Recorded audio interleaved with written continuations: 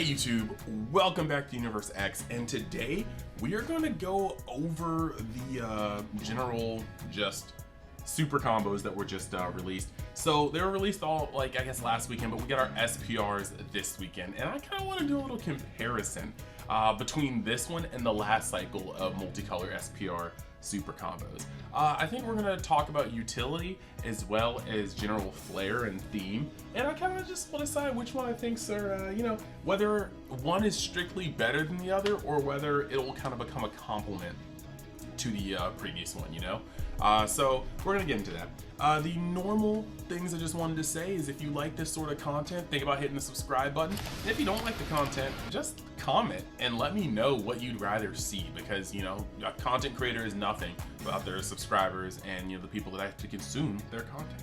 So yeah, that is that. And as per usual, if you do like the game, you should just go follow the official Facebook group where you can get all of these official spoilers like the ones we're going over now, as well as official announcements. And you've got the unofficial discussion group on Facebook, you've got the unofficial Reddit, you've got my own Discord, Universe X, you've got the Universe X Facebook page. All these are all in the description for you to go and consume even more information about this game. We also have TCGMetalZ, my partial sponsor, constantly cooking out stuff. He's actually making a gold Invoker Metal Leader. Pre-orders are going up from that, so you should go check out his site in the description so you can get on that madness. I'm gonna see if I can get one for myself so that I can give it away to you guys. Just more stuff. And then you also have the fact that I have a TCG player account store where you can go and buy things and just help a dude out while you get cards that you are also looking for if I have them. I constantly get on there and make sure that I have competitive prices, so it is what it is.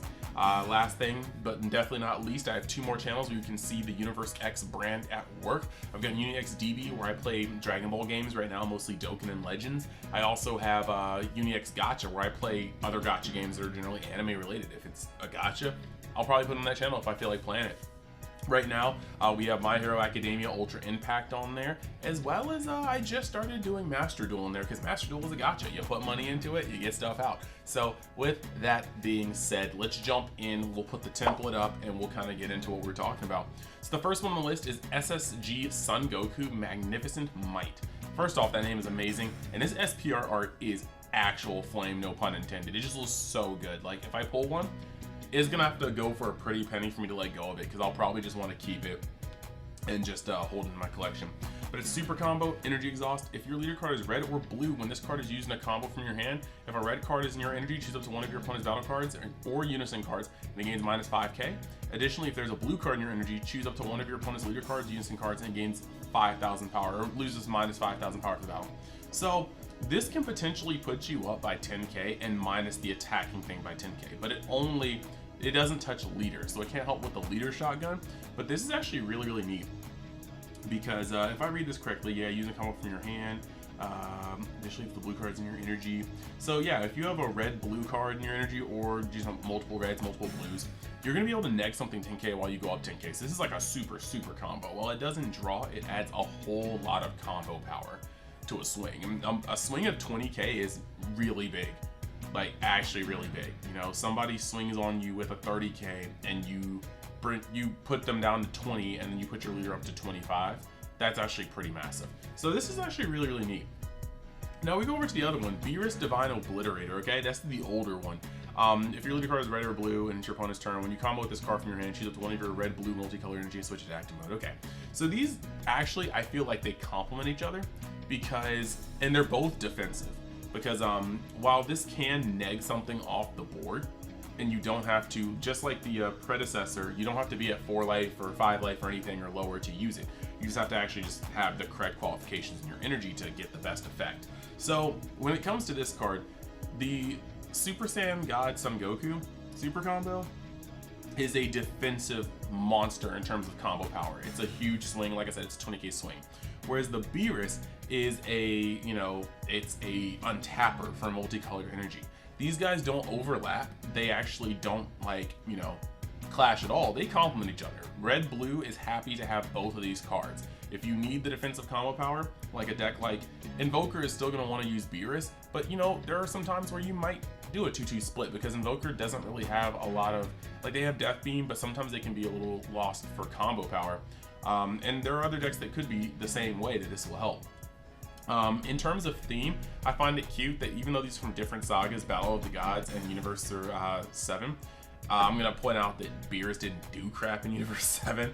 So I think this is actually pretty thematic. You've got Super Saiyan God Goku and Beerus for the 2 super combos. I like that a lot. Moving past that, the next one is Android 17 and 18 Team Up Attack.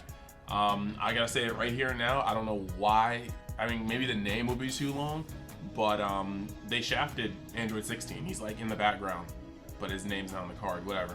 Super combo, energy exhaust. If one of your leader cards, if your leader card is blue or green and it's your opponent's turn, when this card is used in a combo from your hand, switch up to one of your blue-green multicolored energy to active mode.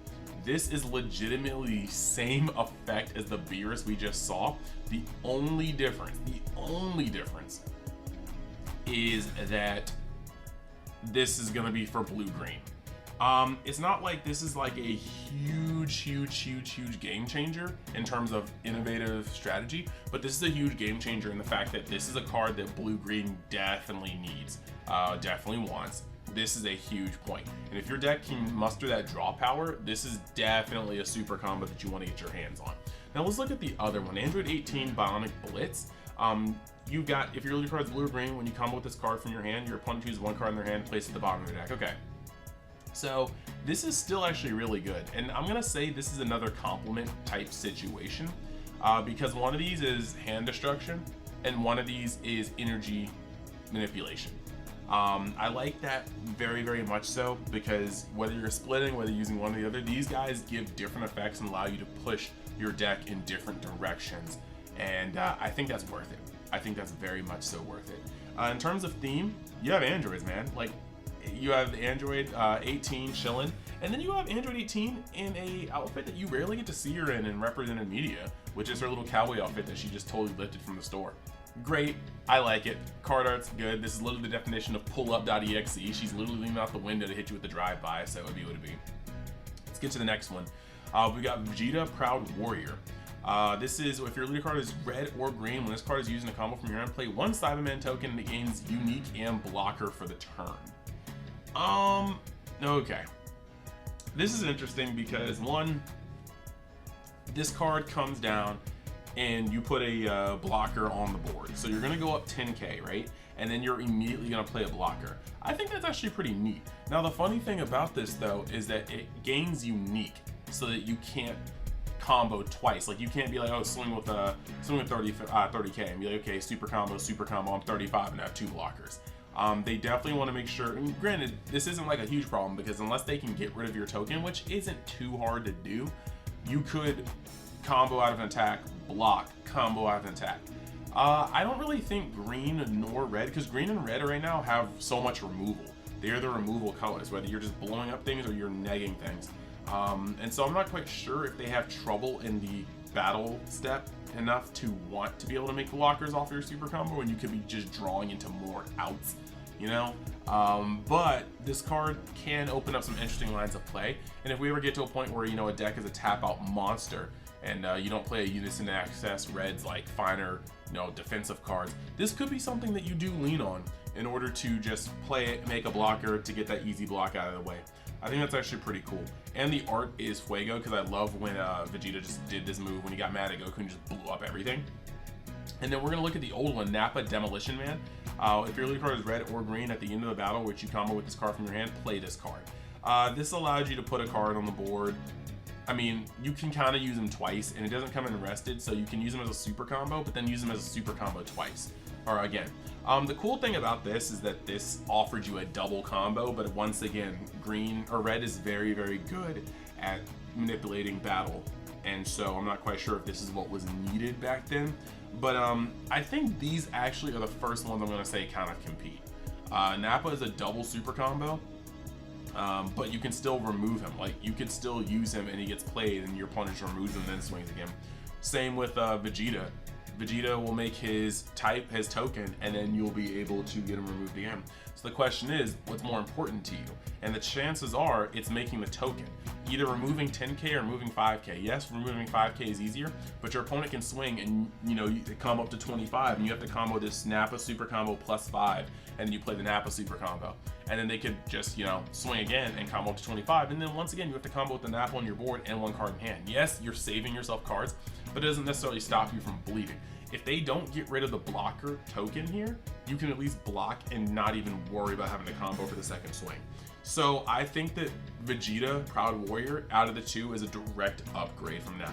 In terms of theme, come on, it's Sand Saga Vegeta and Nappa, who only lived in the Sand Saga. So this is very thematic and they fit.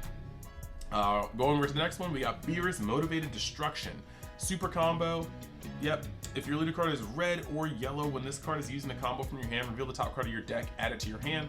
If the revealed card is red, this card gains plus 5k combo power for the battle, and if it's a yellow, choose up to one of your opponent's cards in rest mode, it gets minus 5k power for the battle. This one's a little weird. I don't like RNG, and depending on how your deck is built, your deck is going to be built in a way that can utilize this. I think the red is definitely, it's so weird. It's a 5k. So this is kind of weird. I'm not gonna front. I don't see this taking the slot of any super combo you could be playing in red or yellow.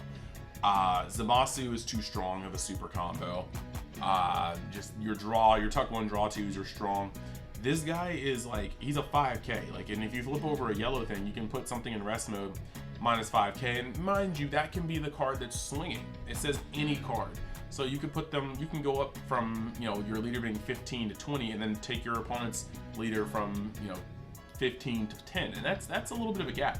But red kind of does it better. And if you flip over, a red yellow card, that's the best thing. But you have too many red yellow cards, and when you're ever charging without it being without it being tapped already, rested.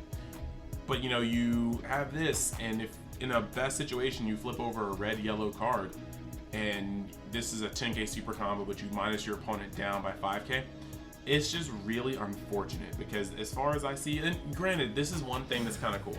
The reason why, because I won't neg on it the whole time, the reason why this is a 5k and it seems like it's worse than Goku is because Goku doesn't draw.